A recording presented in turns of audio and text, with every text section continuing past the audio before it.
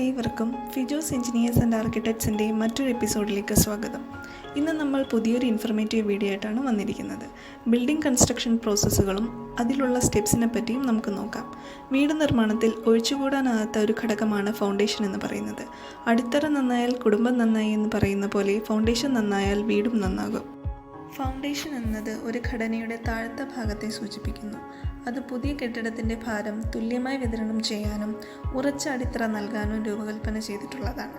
ഒരു കെട്ടിടത്തിൻ്റെ വളരെ പ്രധാനപ്പെട്ട ഭാഗമായതുകൊണ്ട് തന്നെ പിന്നീട് ഒരു കറക്ഷനോ മെയിൻ്റനൻസോ ചെയ്യാൻ പറ്റാത്തൊരു ഭാഗം കൂടിയാണ് ഫൗണ്ടേഷൻ. ഒരു വീടിൻ്റെ ഭാരം മുഴുവൻ സേഫായിട്ട് താങ്ങുന്ന തറയെ ഒരു നല്ല തറയെന്ന് പറയാൻ കഴിയില്ല. മറിച്ച് നിങ്ങൾ വീട് വയ്ക്കാൻ ഉദ്ദേശിക്കുന്ന സ്ഥലത്തെ മണ്ണിൽ ഉറപ്പോടുകൂടി നിൽക്കാനുള്ള ശേഷി കൂടിയ ഫൗണ്ടേഷൻ ഉണ്ടായിരിക്കണം. മണ്ണിൻ്റെ ഘടന അനുസരിച്ചാണ് ഏത് ഫൗണ്ടേഷനാണ് അവിടെ ഉപയോഗിക്കുന്നതെന്ന് തീരുമാനിക്കുന്നത്. കേരളത്തിൽ പൊതുവെ 4 തരത്തിലാണ് ഫൗണ്ടേഷനുകൾ നിർമ്മിക്കുന്നത്: RR masonry, raft foundation, column footing അഥവാ പില്ലർ ഫൗണ്ടേഷൻ, പൈൽ ഫൗണ്ടേഷൻ. കരിങ്കല്ല് കൊണ്ട് കെട്ടിയുണ്ടാക്കുന്ന ഫൗണ്ടേഷനാണ് RR മേസൺറി. നിങ്ങളുടെ പ്രദേശത്ത് ലാറ്ററൈറ്റ് മണ്ണാണുള്ളതെങ്കിൽ കരിങ്കൽ വെച്ച് തന്നെ ഫൗണ്ടേഷൻ നൽകാവുന്നതാണ്. PCCയുടെ മുകളിലായാണ് കരിങ്കല്ലുകൾ കൊണ്ട് തറ നിർമ്മിക്കുന്നത്. ഫൗണ്ടേഷനിൽ നമ്മൾ സിമൻറ്റ് ഇല്ലാതെ കരിങ്കല്ലുകൾ അടുക്കി വെച്ചാണ് തറ നിർമ്മിക്കാറ്. ഈ പ്രോസസ്സ് ചെയ്യുന്നത് ടൈറ്റ് പാക്ഡ് ആയിട്ട് വളരെ കൃത്യമായിട്ട് ഹോളുകളൊന്നും വരാത്ത വിധത്തിലാണ്. ഇനി അഥവാ ഹോൾസ് ഉണ്ടെങ്കിൽ അതിൽ പാറപ്പൊടി നിറച്ച് അല്പം വെള്ളമൊഴിച്ച് അത് ഫിൽ ചെയ്ത് കൃത്യമായി ചെയ്തില്ലെങ്കിൽ ആ ഫൗണ്ടേഷൻ പിന്നീട് സെറ്റിൽമെൻറ്റ് സംഭവിക്കാനുള്ള സാധ്യതകളുണ്ട്.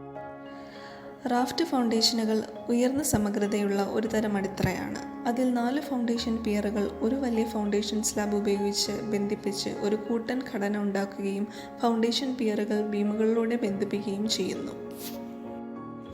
പില്ലർ ഫൗണ്ടേഷൻ അഥവാ കോളം ഫൗണ്ടേഷൻ കെട്ടിടത്തിൻ്റെ ഭാരം മണ്ണിലേക്ക് മാറ്റുന്ന വെർട്ടിക്കൽ പില്ലാസിൻ്റെ ഒരു പരമ്പരയാണ് പില്ലർ ഫൗണ്ടേഷൻ എന്ന് പറയുന്നത്. ഈ നിരകൾക്ക് മുകളിൽ ബീമുകൾ നിർമ്മിക്കുന്നു.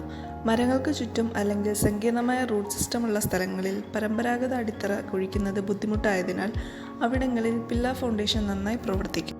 പൈൽ ഫൗണ്ടേഷൻ മണ്ണിൻ്റെ താഴ്ന്ന നിലയിലേക്ക് ലോഡ് ട്രാൻസ്ഫർ ചെയ്യുവാനായി കോളംസ് അല്ലെങ്കിൽ പൈൽ ഒരു പരമ്പരയെ ആഡ് ചെയ്യുന്നതിനെയാണ് പൈൽ ഫൗണ്ടേഷൻ എന്ന് പറയുന്നത്. കോൺക്രീറ്റ് പോലുള്ള ശക്തമായ വസ്തുക്കൾ കൊണ്ട് നിർമ്മിച്ച ഇലോങ്ങേറ്റഡ് സിലിണ്ടറാണ് പൈൽ. പൈൽ സ്ട്രക്ചറിൽ നിന്നും ഹൈ കാരിങ് ആയിട്ടുള്ള ഹാർഡ് സ്ട്രാറ്റയിലോ പാറയിലോ അല്ലെങ്കിൽ മണ്ണിലേക്കോ ലോഡ് ട്രാൻസ്ഫർ ചെയ്യുന്നു. എല്ലാവർക്കും ഈ ഇൻഫോർമേറ്റീവ് വീഡിയോ ഇഷ്ടപ്പെട്ടുവെങ്കിൽ like, share, comment and subscribe to our YouTube channel.